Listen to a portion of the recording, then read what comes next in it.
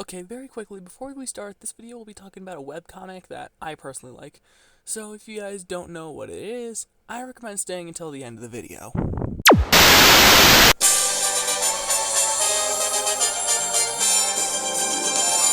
Hey guys, it's Mythical Mario Bros here, welcome back to my channel. So today I'm going to be talking about something I've never talked about on this channel before.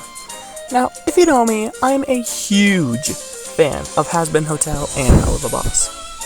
Shocker. But if you look at both shows, you might not know that both were created by the same person if you couldn't tell by the art style. And that person's Vivian Madrano. Yeah, both shows are huge. And before these two shows spawned into existence, there was another project that Viv was known for before these two. And that was a webcomic from 2012 named Zoophobia. I discovered this way later than I should have, but I'm glad I discovered it now, rather than never discovering it at all. So, without wasting any more time, let's get right into the video. Hey, another quick announcement. Unfortunately, I didn't have access to the full comic, so the closest I had were some comic dubs that someone on the internet did. But it's unfinished, so I had only part of it to go off of. I'll link the full playlist in the description if you want to check it out for yourself. Anyway, let's get back to talking about the actual thing.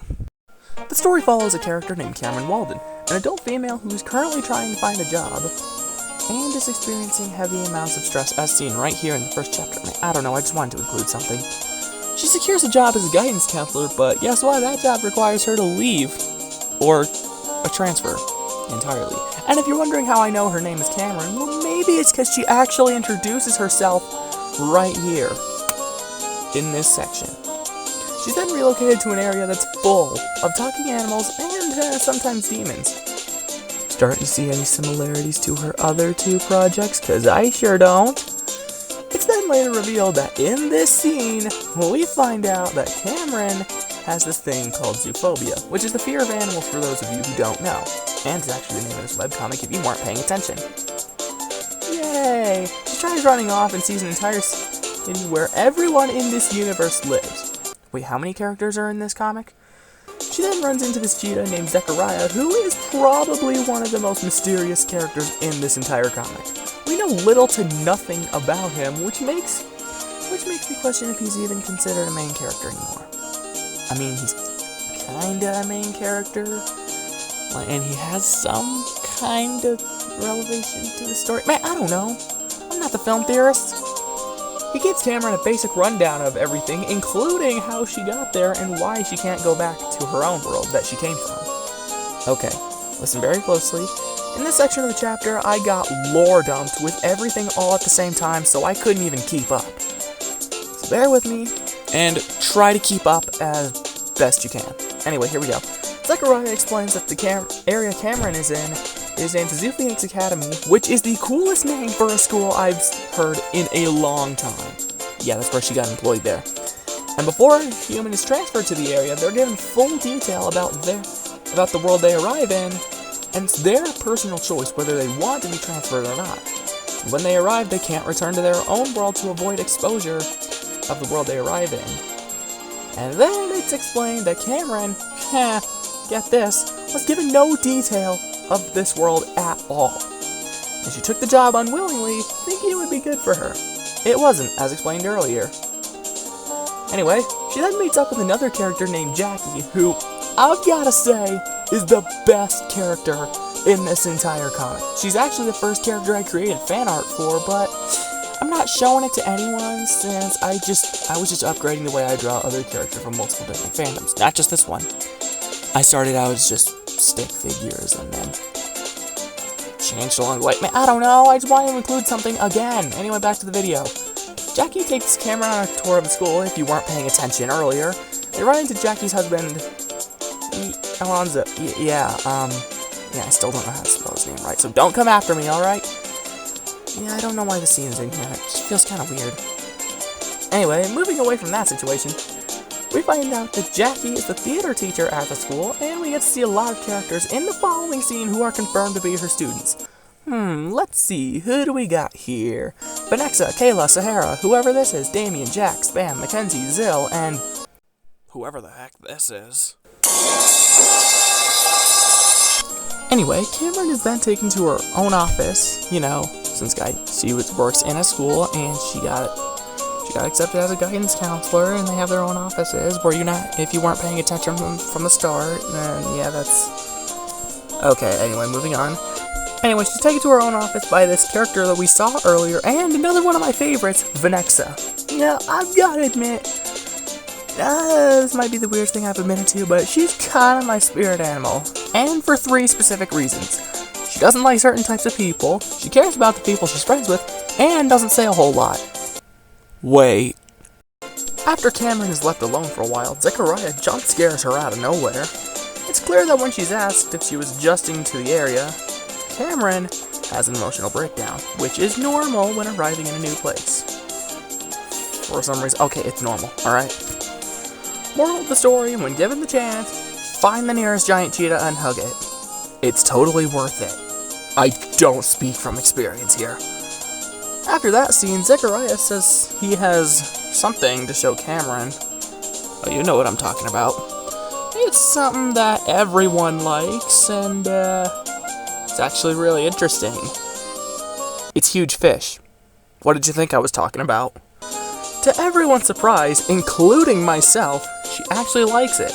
And it seems like she's getting used to her surroundings, and that's where Chapter 1 ends. If you're wondering why I stopped here, it's probably because I'm not going to be talking about the other chapters, as I'm not spoiling the rest of the story if you haven't read the rest of it.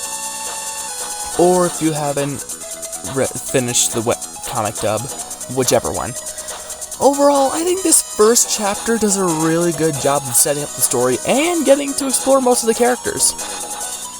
Yeah, I found out there's over 100 characters in this universe. The plan of this webcomic was to have a total of 10 books, but only one was finished, with only 5 chapters. And the second one hasn't even been released yet. And the reason for this is both understandable and kind of upsetting. You see, a few years after the first book released on the internet, if that's what you want to call it, Viv announced the project would be on hold for a while, but then apparently it came back in 2016 when it was revealed that the comic would be getting a reboot, and fans loved this. They were excited for this. And it was going well in the beginning, until later that same year the Disney movie Zootopia was released. You guys see my frustration? Okay. First of all, the 2 names of both projects sound exactly the same, kinda, and it's easy to get the 2 confused when one of them is brought up in a conversation.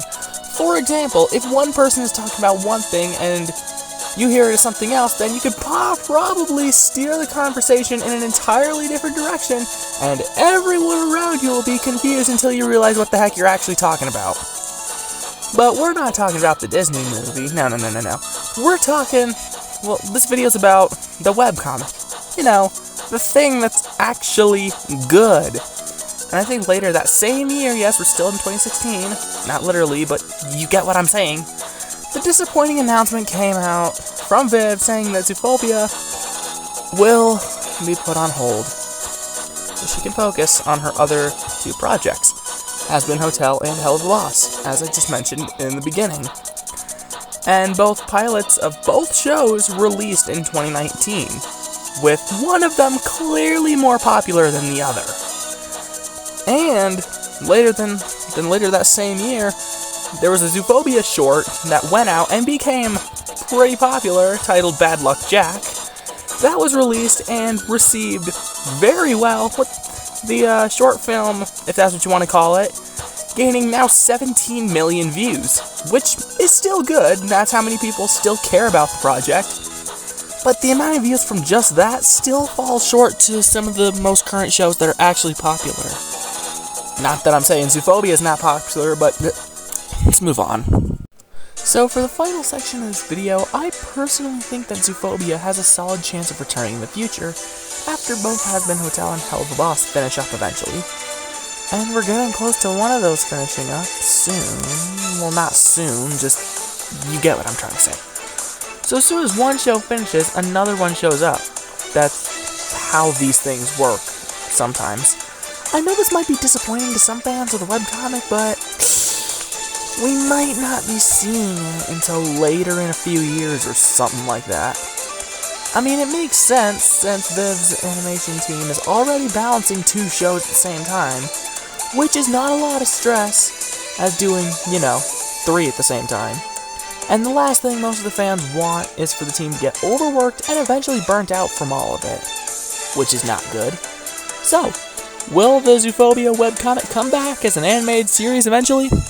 Probably. So that's the video. Make sure to hit the like button, subscribe to the channel, and comment what you guys think about the webcomic if you have seen it or read it. Whichever one. Thank you guys for watching, and please like this video because this is going to take an ungodly amount of time to edit. I don't know why I made it this long. I just wanted something to talk about. Yeah, hopefully you find this interesting as much as I did. And if you guys want to know who my top 10 favorite characters are, they're right here. Yeah, that's kind of interesting.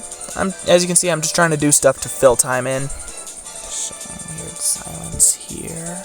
Yeah, just kind of ignore this little section. But anyway, thank you guys for watching. Have a great day.